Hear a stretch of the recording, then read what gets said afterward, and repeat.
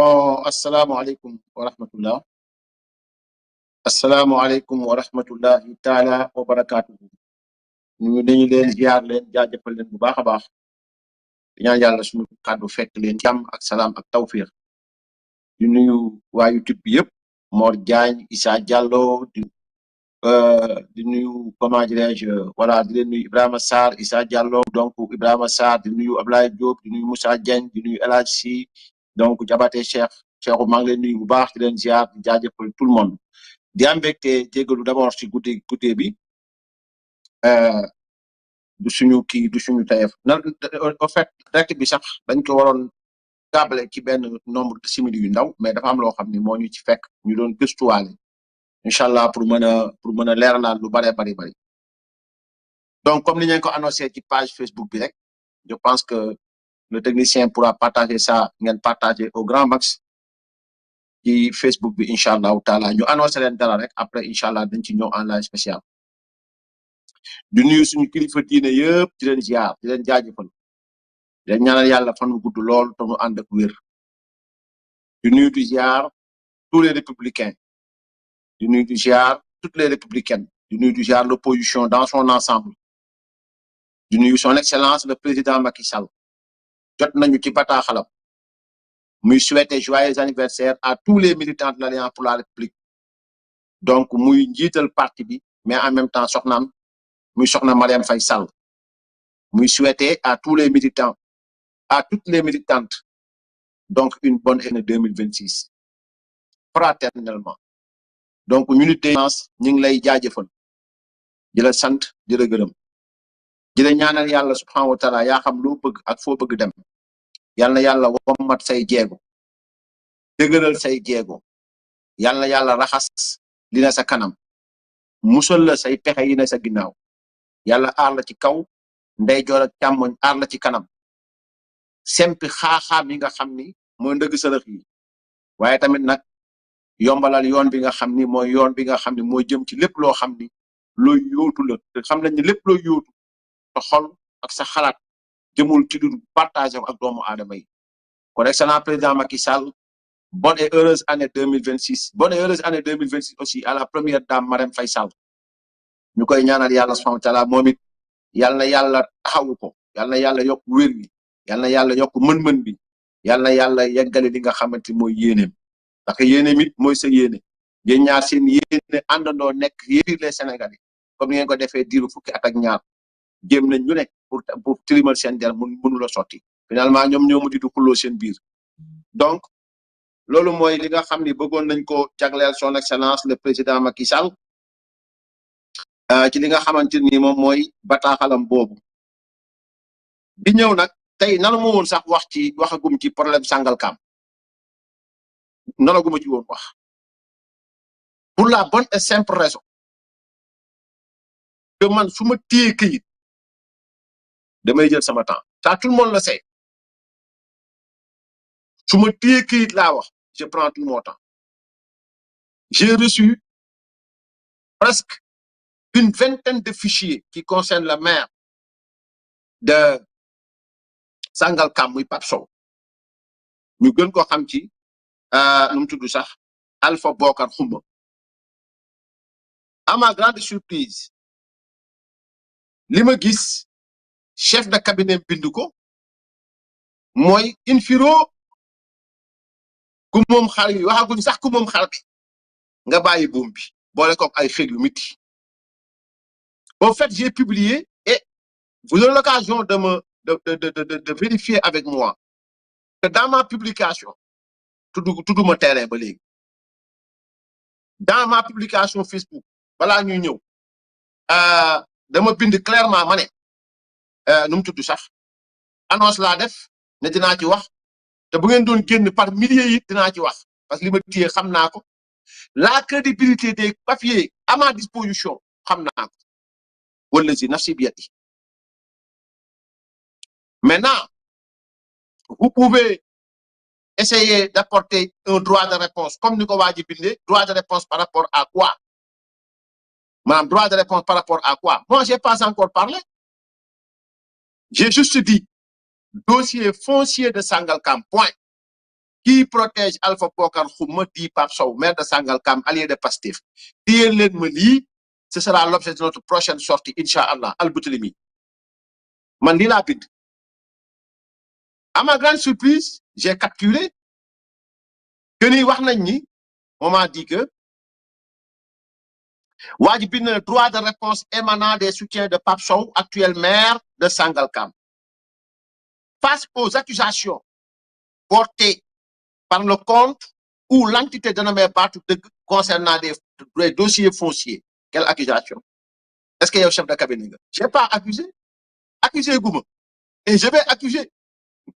Je vais accuser avec des preuves à l'appui, à partir de Buntu Bing Mamay. Parce qu'il y a deux chefs de cabinet. La première vocation d'un homme politique, quand une information se lève, c'est de garder le silence, surtout quand on est chef de cabinet. Un chef de cabinet doit être politique, mais tu ne l'es pas.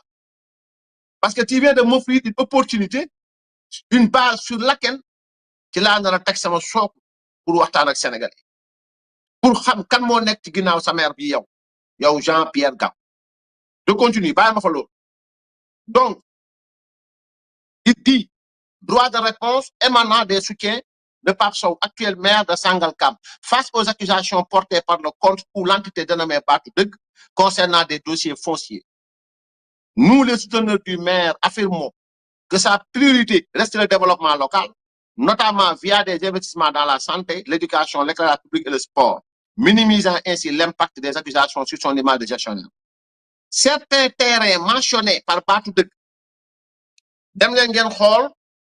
dans mes publications, j'ai une fois mentionné ben terrain mentionné. Il n'y en a pas. Quand xam nga ne donc ci terrain là ñeu wax parce que j'ai pas le dossier foncier. Quand xam nga ne amna lu xew ci dossier foncier, il dit certains terrains mentionnés par Batou Deug auraient été attribués autour de 2012. J'ai pas mis de date, j'ai pas mis de dossier, j'ai pas mis de terrain attribué et je prendrai le coup, je prendrai tout le plaisir. Ma wala ne daanu nga ci mboy bi, daanu nga bëgg ci mboy bi. Néna aurait été attribué autour de 2012. Non, waxuma waxu 2012. Dama lay joxoñ ma ñëw d'abord ci terrain yi sa mère attribué entre 2024 et 2025. Voilà, bala may ñëw ci yeneen yi nga xamni live spécial lay doon parce que talaguma leen. Très sincèrement talaguma dama ne ci yeneen. Donc maintenant ñu ñëw ci d'abord 2024. Notification d'attribution de parcelles à usage d'habitation. Numéro 00109/1420/L/CS/2024. Minginon, Jumeko. Monsieur Sada Diallo, titulaire de la carte d'identification nationale numéro tel de mon données personnelles là, et attributaire de la parcelle à usage d'habitation numéro 144 d'une superficie de 150 mètres carrés du plan de lotissement administratif dénommé Khalou Djoula, 6 à Ndiakhirat Dik. J'appelle un bi muy Khalou Djoula, 6 à Ndiakhirat Dik. L'acte administratif est en cours de traitement et sera délivré dès approbation par le représentant de l'État. Fait à Sangalkam le 21 février 2024. Kon xam nga wax waxu 2012. 2024. Mi ngi ni sa da ngay zoomé affaire yi gaay di ko gis. 2024 ben ngi non. Di gaay naan gota yakul delu bay. Ben ngi non. 2024.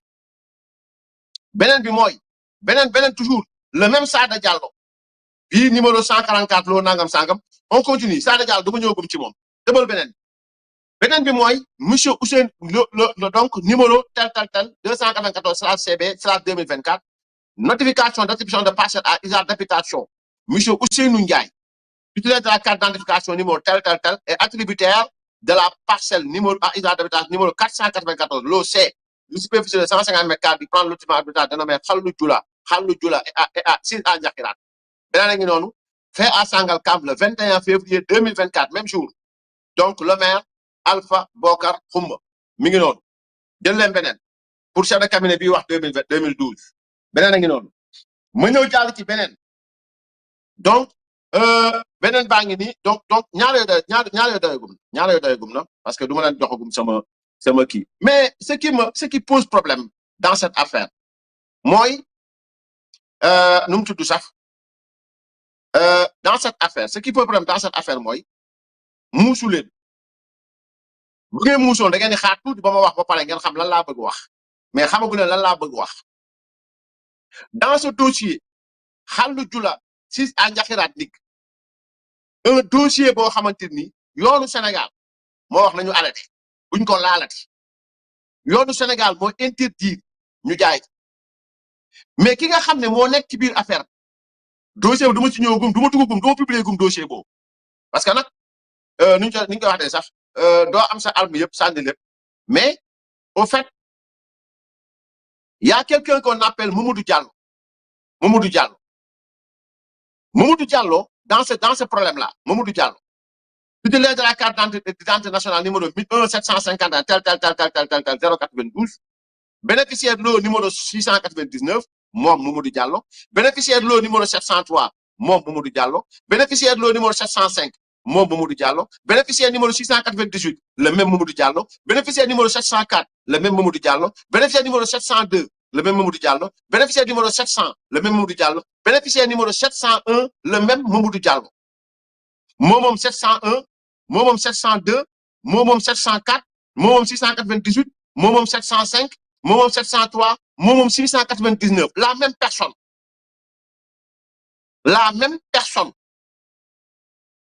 carte d'identité nationale numéro 1 751 ba mu jeexee 92 moom les mêmes lots de terrain yi ma leen wax bii nag 6A dénommé Omar Sakho c'est-à-dire que du plan de lotissement dénommé Omar Sakho 6A Ndiakhirate Omar Sakho bii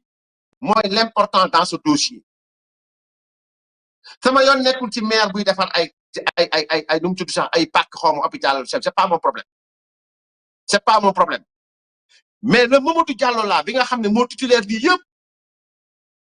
dans le lot bi nga xam ne moo concerne le lotissement dénommé Omar Sakho dafa am fu mbir mi jóge mu am plainte ce Omar Sakho là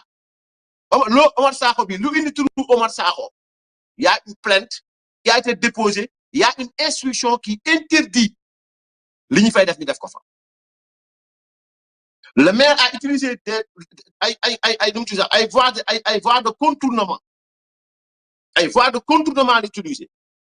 et je m'en vais vous lire li nga xam ni mooy la plainte du ma ko tegagum soxlaaguma ko te nag maa ngi wax Dame Mbodj Maïmouna Bousso Ndiaga Seck danaa ci ñëw ci benn par benn comme këyit di ma ko tegee nii dinaa ci ñëw ci benn par benn dinaa leen poser ay questions ngeen tontu ko bu leen neexee ngeen bañ ma tontu l'essentiel mooy c'est-à-dire que dans cette affaire toujours li ñuy woowee Mamadou Sakho Omar Sakho du moins te Omar Sakho là dafa am benn instruction bu nekk ci kawam et ça date de 2025 et on a interdit formellement au maire suivant une décision ou bien un arrêté du préfet du sous-préfet arrêté bi moo nekk noonu ngeen koy gis le sous-préfet de l'arrondissement de Sangalkam vu tel ba mu jël dans le cadre du règlement de litige sur l'assiette foncière dénommée Khalou Dioula et ses extensions 6A Ndiakhirate Dik sont interdits toute construction sur le site jusqu'à nouvel ordre bu dee am na beneen arrêté bu leen ko permettre ngeen wax s'il y a un autre arrêté qui vous permet de construire sur ce site de vendre sur ce site ça su leen may wax ni ñu gis ko donc le commandant de la brigade de gendarmerie de Sangalkam et le commandant de brigade zonale de la DSCOS de Rufisque sont chargés de l'exécution du présent arrêté qui sera enregistré, publié et communiqué partout où besoin sera. Ça, c'est le sous-préfet de l'arrondissement de Sangalkam, Mamadou Diouf. Il avait écrit. Le ñaar la. Concernant ce Omar Sakho toujours, dafa am ordonnance de placement sous contrôle judiciaire. Nous, Abdoulaye Ba, juge d'instruction chargé du cabinet du tribunal de grande instance de Rufisque, vu la procédure suivie contre non Sakho, prénom Omar, né dama ko nëbb filiation la. 2 dama ko nëbb filiation la yàlla yërëm ay waajuram. Nationalité sénégalaise, profession horticulteur, domicile Sangalkam, inculpé de complicité de faux, usage de faux FUF. Faux usage de faux. Occupation illégale de terrain, vu l'article 127 ter du Code de procédure pénale. Attendu que, pour assurer la représentation en justice de l'inculpé susnommé, il y a lieu de le placer sous contrôle judiciaire. Plaçons sous contrôle judiciaire l'inculpé susnommé, Mouy Omar Sakho, qui sera astreint à se soumettre aux obligations suivantes. 1. Nous informer de tout déplacement au-delà des limites du territoire national. 2. Se présenter au cabinet le dernier vendredi de chaque matin. 3. Répondre aux convocations. 4. L'interdiction de se rendre ou d'occuper de quelque nature que ce soit le site litigieux. Moi, ban site lotissement Omar Sakho. ñett yeneen yi dañ ciy ñëw après ñi nga xam ne ça concerne le maire Pape Sow en tant que tel ak coow lii fu mu jugee mais ginnaaw ba da ngaa tontu ma tontu sànniwaale la rek di xaar nag ngeen ñëwaat après ku ma xam ne du ma wax te du ma waxantu lu leer laa leen wax du ma wax te du ma waxantu si je prends l'entière responsabilité xaw ma fa promoteur xamaa ma fa promoteur xaw ma promoteur nuñ tudd xaw ma lu ñuy liggéey moi j'ai des renseignements très clairs sans équivoque. Maintenant celui qui se cache derrière ce maire on le verra bien en tout cas dinaa ñëw ci dossier bi taxoon ñu convoqué tribunal ça defe naa mën nga ma tegal loolu bokkul woon ci li mën a jox pour nga kii ko mais ñu xaj-xajal ko ci rek donc ba nga xamante ni ñi may xool dinañ mën a xam ne on ne parle pas dans le tas et c'est un dossier qu'on a suivi et incha allahu taala on aura à épiloguer là-dessus voilà donc Alpha Bokar Xuma Pape Sow dit Pape Sow il a été convoqué pour escroquerie lu tax demagul lu ko waral loolu yëpp incha allahu taala dinañ ci ñëw saa yi dama lay bàyyi nga tegal ma loolu incha allah donc tegal ma loolu ñu gis ko maintenant yow nu mu tudd sax le truc là nu mu tudd sax le chef de cabinet et tu me diras quelle accusation a été faite voilà donc ba mu tax ngay génn di woote donc maintenant c'est ça le problème bu fekkee ni mën nga ko dugal nga teg ko mi ngi noonu kii mooy Alpha Bokar di Pape Sow numéro 15 902/22 CD 211 Alpha Bokar di Pape Sow Xuma convoqué pour escroquerie lii dañ koy tax buntu tribunal après moom dina génn leeral escroquerie par rapport ak lan ci lan la après dina leer incha allahu taala parce que man damay ñëwaat kon du man maa ko créé dara non ça génneel image je veux pas génneel image très sincèrement voilà donc du man maa ko créé dara damay ñëw ci des faits yoo xam ni clair et précis ñu dut baara pour vous dire que ma wax la yow Jean-Pierre Gakou man du ma waxan je parle pas dans le temps voilà maintenant incha allahu taala donc c'est ça donc loolu mooy premier bi nga xam ni bëggoon nañ koo waxtaane wa in optum ordina lan la yàlla waxoon c'est-à-dire que maintenant libre à vous maintenant donc voilà donc ngeen toog di épiloguer di wax lu leen neex man en tout cas je reste sur des faits rien que sur des faits incha allahu taala je reste sur des faits et rien que sur des faits voilà donc je crois que j'ai été très clair ak yéen concernant ce dossier voilà donc j'ai été très clair ak yéen concernant ce dossier te dina leer dans l'avenir dina gën a leer bu soobee yàlla incha allah donc boo paree sawaay ñu dem ci beneen jotaay incha allahu taala donc ngir ñëw épiloguer beneen cadre ci kii bi donc lii mosal la woon rek njoos donc voilà donc tey nag RTS liveur bi gën a mag ci àdduna bi le plus grand liveur devenu directeur général de la RTS tey moo jëloon RTS am problème ak ñi nga xam ne ñooy syndicalistes yi ñu tere syndicalistes yi li nga xam ne mooy joxe seen doléance Pape Alé Niang mi doon toog di live Pape Alé Niang mi doon toog di yuuxu di wax tey moo tere ñi nga xamante mooy agent RTS yi ñu taxaw li nga xam ne mooy seen àq ak seen yelleef Mais dans ce journal, l'informateur, que nous allons analyser, on n'accuse personne, on est en train d'analyser l'information. La radio-télévision sénégalaise, ça a l'informateur le quotidien. Pour nous sommes en train d'analyser l'information. Nous n'accusons personne. Voilà, nous accusons quelqu'un, on analyse l'information. Par rapport à l'informateur le quotidien. Donc, mi nga xam ne moom moo ko indi. Bon, voilà. Donc, yéen a ma gën a xam donc l'informateur le quotidien ñëw na ci li nga xam ne mooy muut mbaa mott donc muut mbaa mottu donc bi nga xam ni donc la crise avec PAN. Dans le journal, ça je ko dans le journal,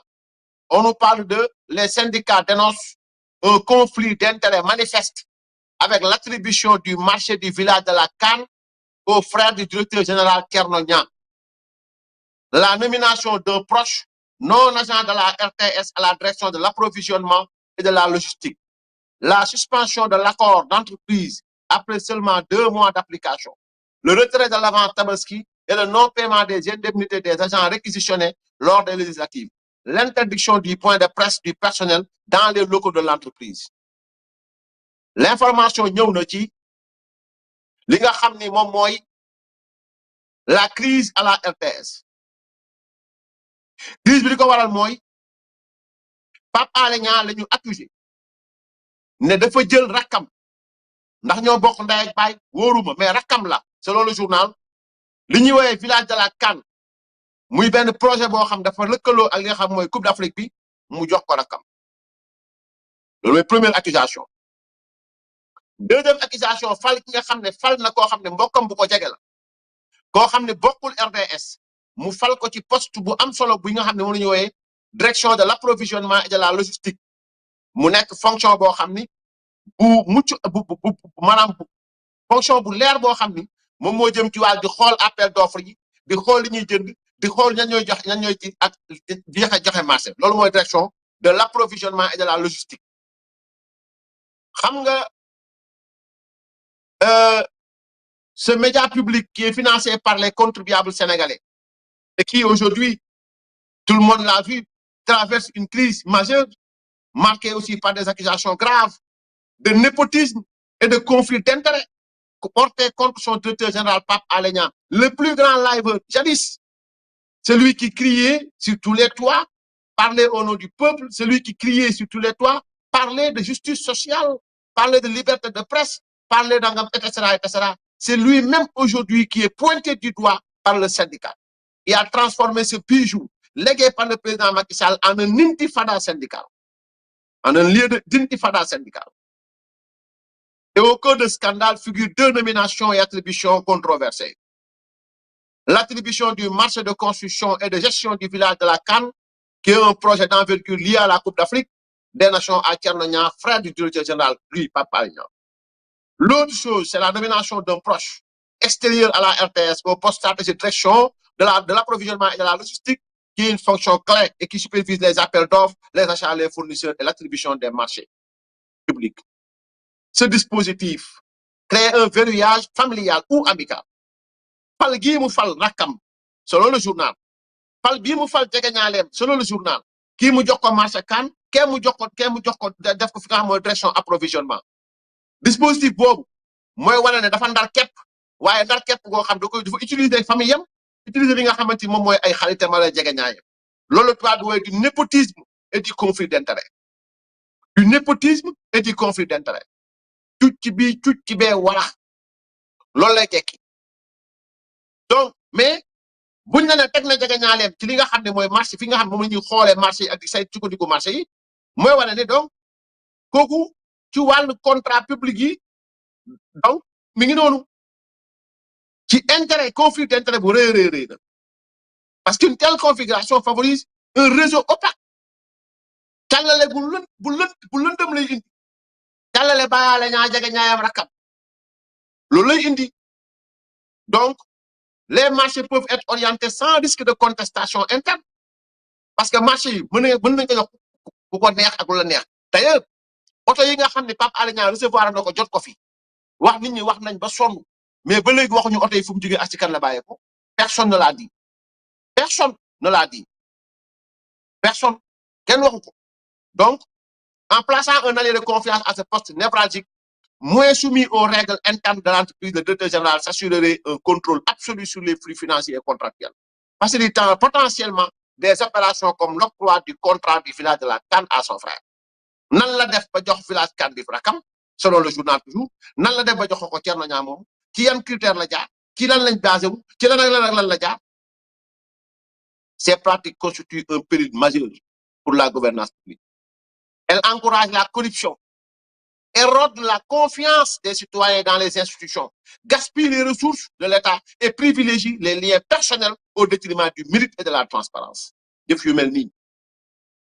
musiba mamb kumbala ci réew, musiba mamb kumbala ci ñu doon woote jub jubal jubanti, musiba mamb kumbala ci koo xam da ngaa yuuxu ba teppeeku ci fépp Dakar ma tey. waaye dafay encourager, dafay nu xirtal ci li nga xam ne mooy ngen. Parce que ki ngay teg bu fekkee ne sa nit la, bu fekkee ne sa mbokk la, rakk wala mag, xarit wala jagañaale, bu fekkee kooku la, la war ca xool, la war ca saytu, la war ca dénoncer du ko def. Donc ça encourage la corruption. Mais ça érode la confiance des citoyens dans les institutions. Kenn dootul wóolati nga xam ne mooy cëslaayu réew mi. Gaspiller les ressources, sànni li nga xam ne mooy koom bi, waaye tamit nag dafay teg ca kanam li nga xam ni du mérite du dara waaye bokk naa ak diw moo tax la ma waroon am dama koy am. Donc ca wet ga journal bi ñëw di wax leneen li nga xam ne au-delà de ça, au-delà de ces conflits d'intérêts, au-delà de ce clientélisme, de ce népotisme,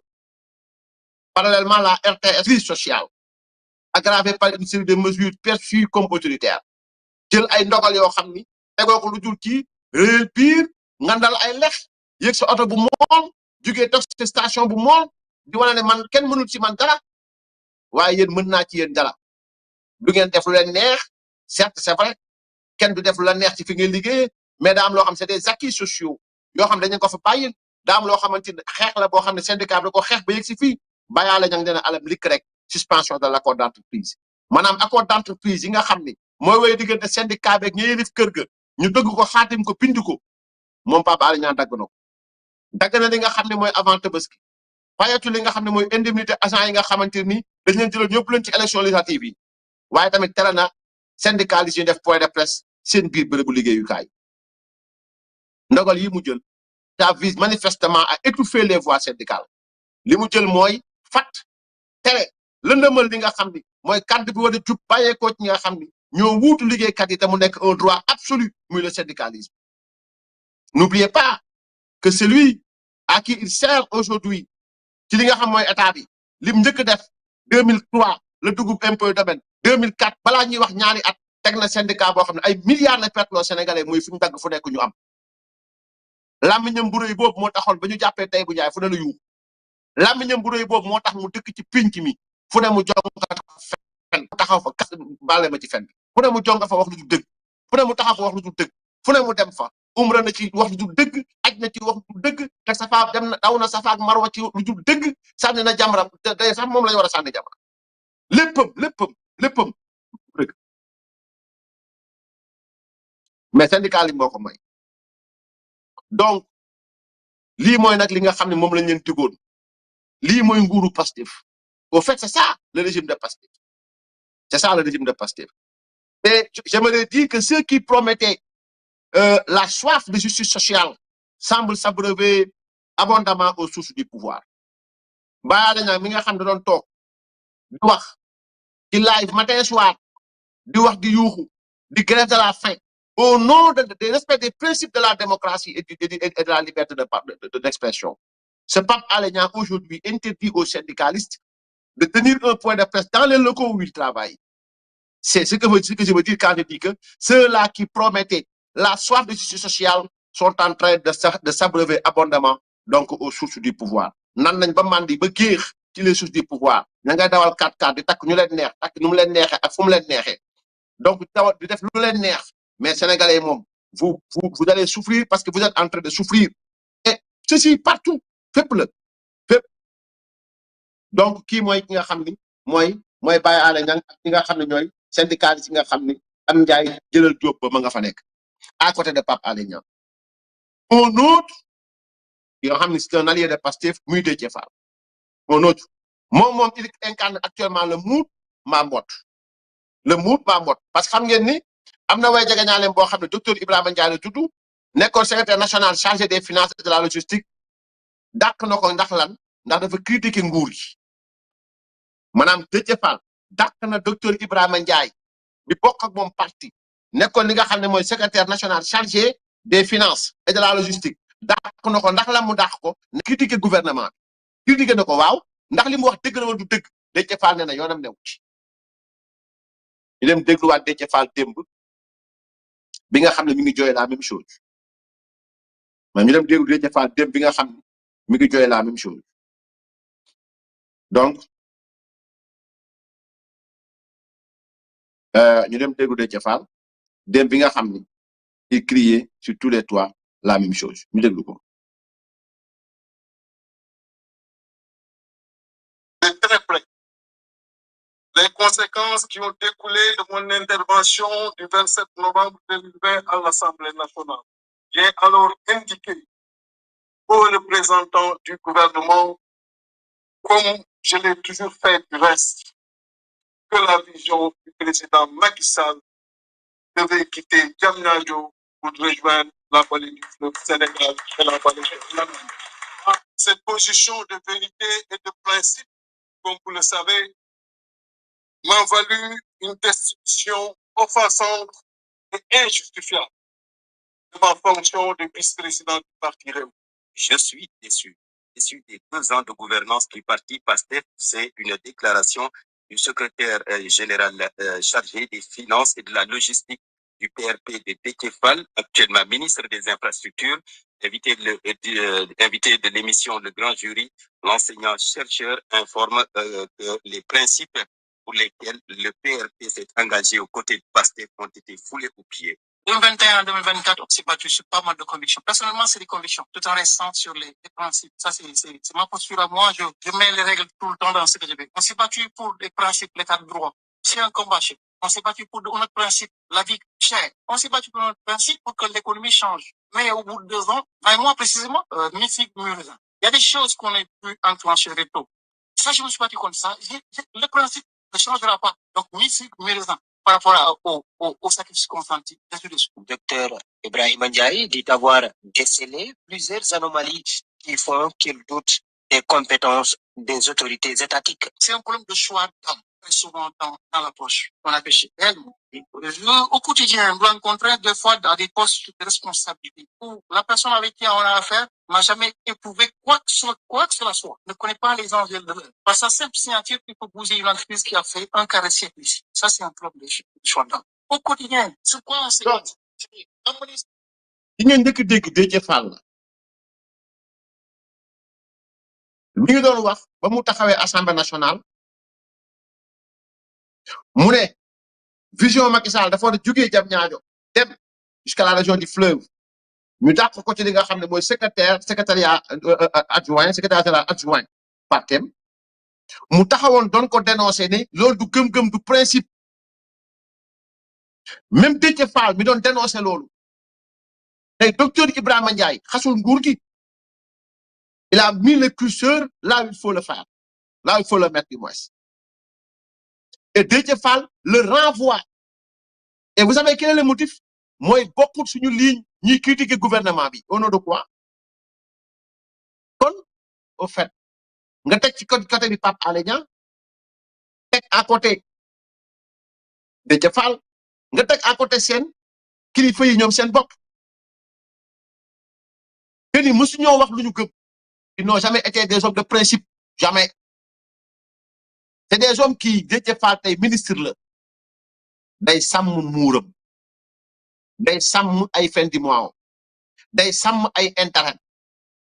critiquer le gouvernement pour que le peuple puisse en bénéficier maanaam nga critiquer nguur gi ngir peuple bi xam ne am na ñu leen di waxal nga ne ko doo ko fi waxee dàq naa la sama parti te yow démb ak bërki démb nga doon jooy la même chose donc ana ngëm-ngëm ana pas-pas mais c'est malheureux ñii le Sénégal wóoru tànn leen fi ñoo xam ne c'est-à-dire que du intérêt peuple bi du intérêt sénégalais yi au moment où béykat yi sàmmkat yi nappkat yi papa yaay doom taximan bi baana bi ambulant bi jakarta man bi tout le monde souffre tout le monde mais ku taxaw di leen critiquer ne au moment où le peuple souffre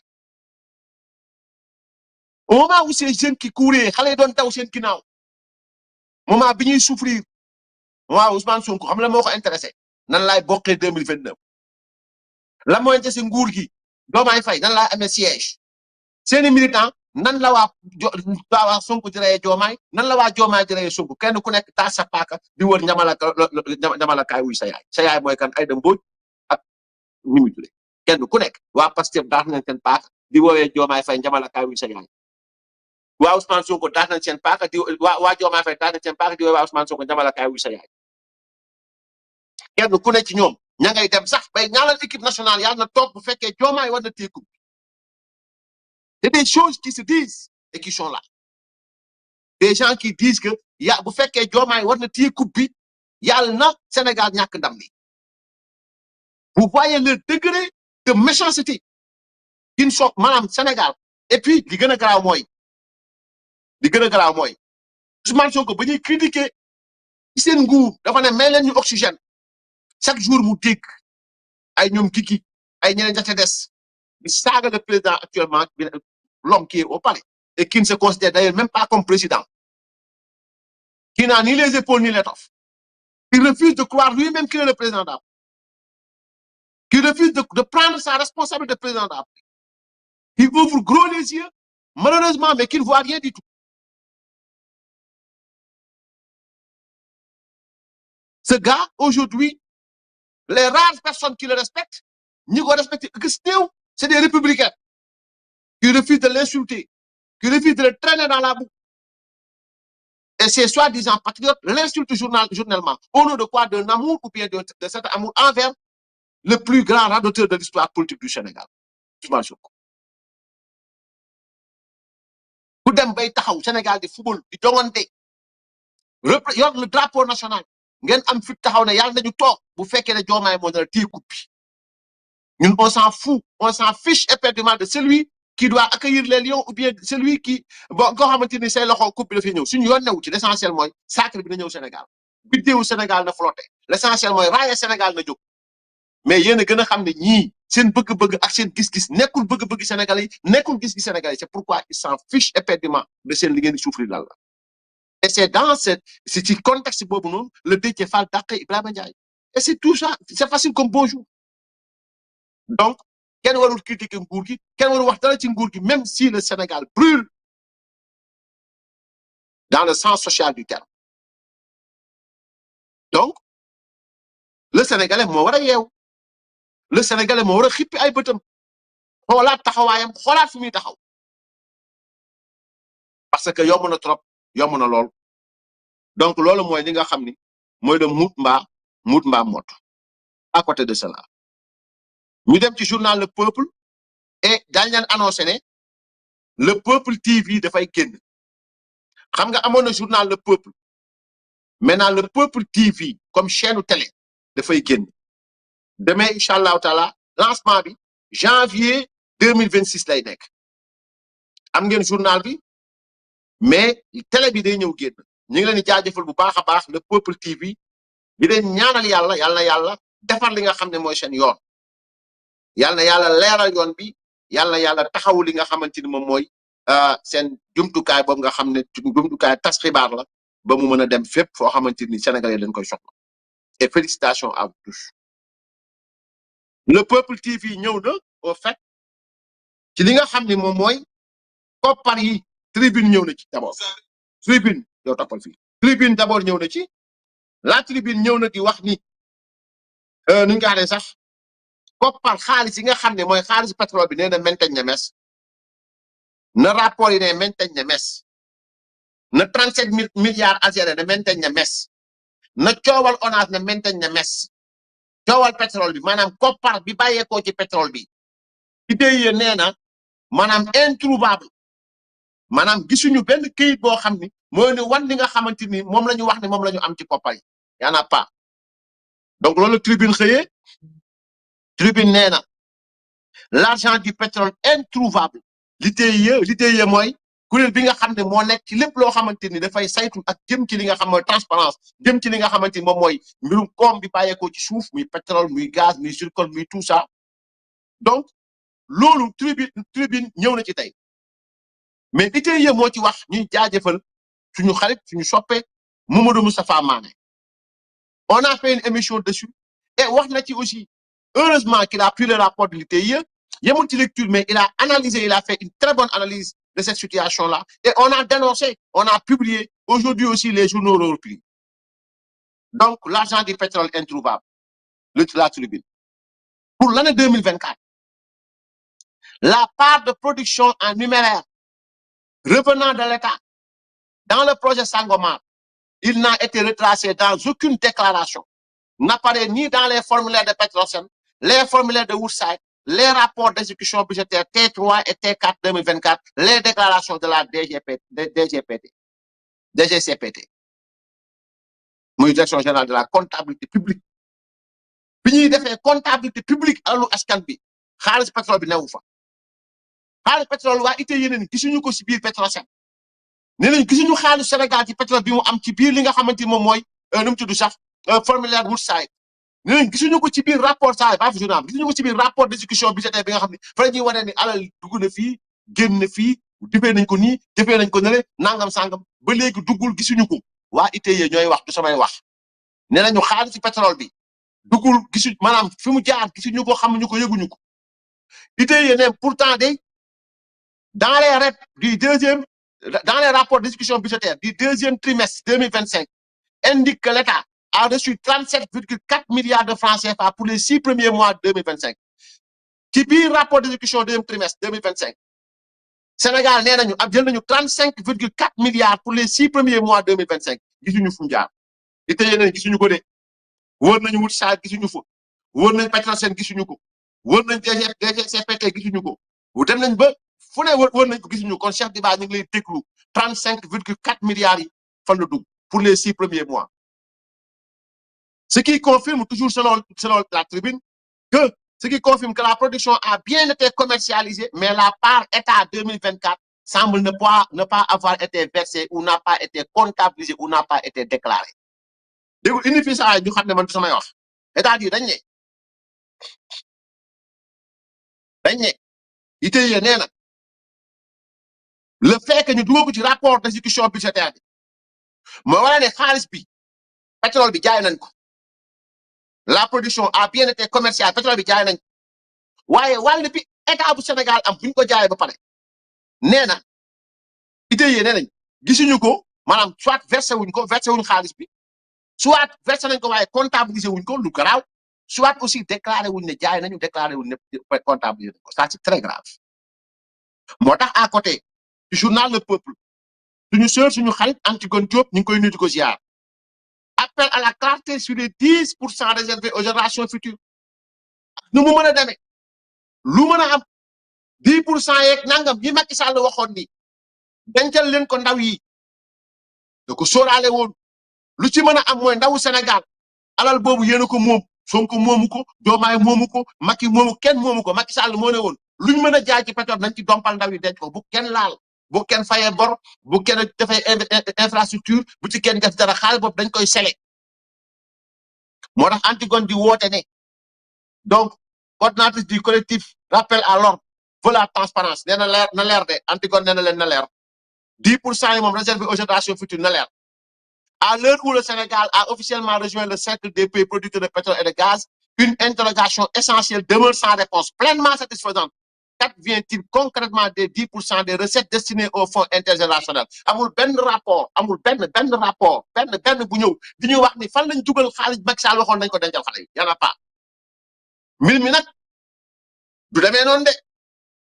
du demee noonu mbir mi foog mu leer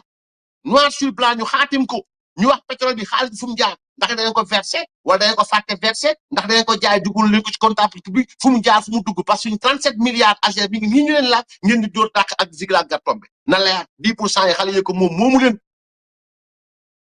moom la Antigone Diop di laajte face à ce manque de lisibilité Antigone coordonnateur collectif de citoyens rappel à l'ordre élève la voix et plaide pour une transparence intégrale dans la gestion de ces ressources stratégiques censées garantir l'avenir des générations futures maanaam c'est-à-dire que li Macky Sall prévoir woon pour ñu mën a assurer l'avenir des jeunes pétrole durée mi yàggul pétrole c'est pas tur nangam sangam du lu yàgg moo tax Macky Sall jëloon ci pétrole bi mu jël wàll woo xamante ni dañ koy jagleel ndaw yi pour ëllëg mu ne bu ko kenn jaay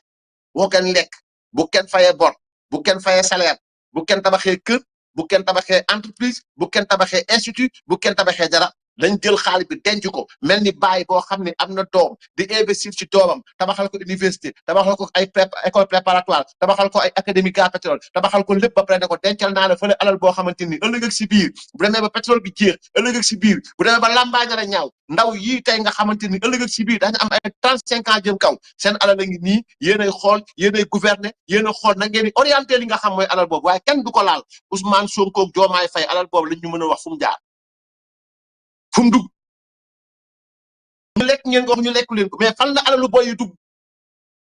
ginnaaw ba yéen boy yi buñ pari futee ngeen dagg leen buñ jëndee café juróom ngeen dagg leen buñ jëndee meew ngeen dagg leen buñ génnee ci mbedd mi jaay ambulant ngeen ramasse leen bu ñu dee jaay dawal moto ngeen arrêté leen ñu dencal leen seen xaalis mënu leen wax xaalis ndaw yi fu mu nekk fu mu dugg Cheikh Diba où se trouve l'argent du pétrole et du gaz sénégalais doole itee di bi nga xam ne itee nee na jaay bi moom am na jaay nañu pétrole Sénégal jaay nañu pétrole bi jaay bi moom am na waaye itee nee na ma mu gëstoo moom mi nga xam moo yor gëstu bi xamul fu xaalis bi jaar du Petrosen du Woodside du direction générale comptabilité publique du Birame Souleye Diop du Ousmane Sonko du Diomaye Faye du koo xamante ni moom mooy Cheikh Diba amul kenn ci ñoom koo xam ni génn nga wax loolu moo waral ba ñu waxee loolu ba noppi te wet ga à côté de Antigone sama jarbaat sama xarit waa gëm sa bopp les jàmbaar jóg nañu gëm sa bopp les jàmbaar jóg nañu ñëw indi li nga xam ni gëm sa bopp les jàmbaar traîne en justice Sonko et compagnie loolu journal bi nga xam mooy le peuple ñëwaat na ci mais dañ ci ñëw suba mais communiqué bi nga xam ni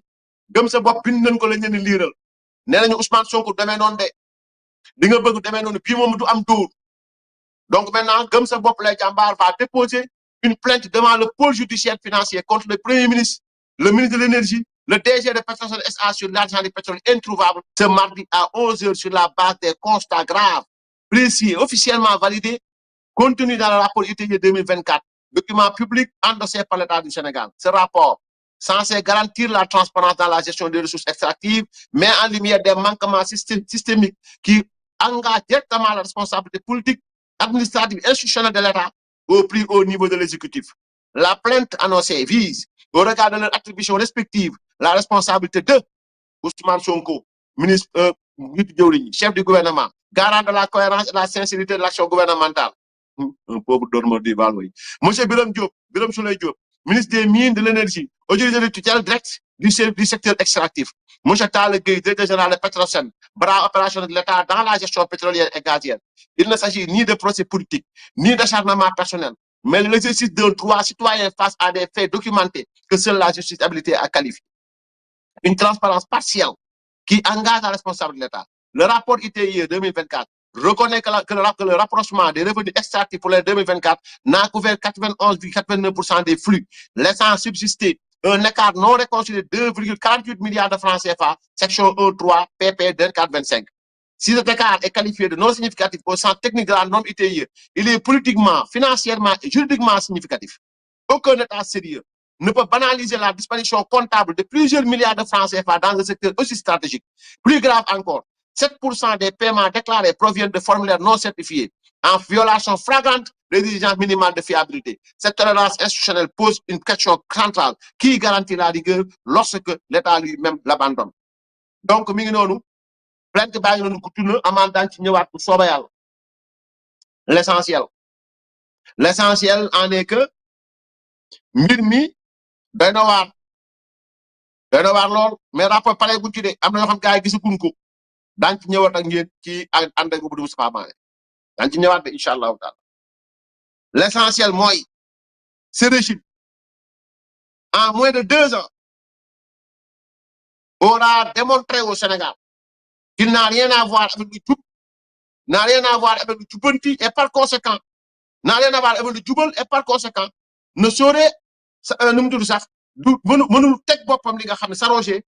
le nom de jubbanti parce que jub leen ba pare jubal ba pare doolu mën a jubbanti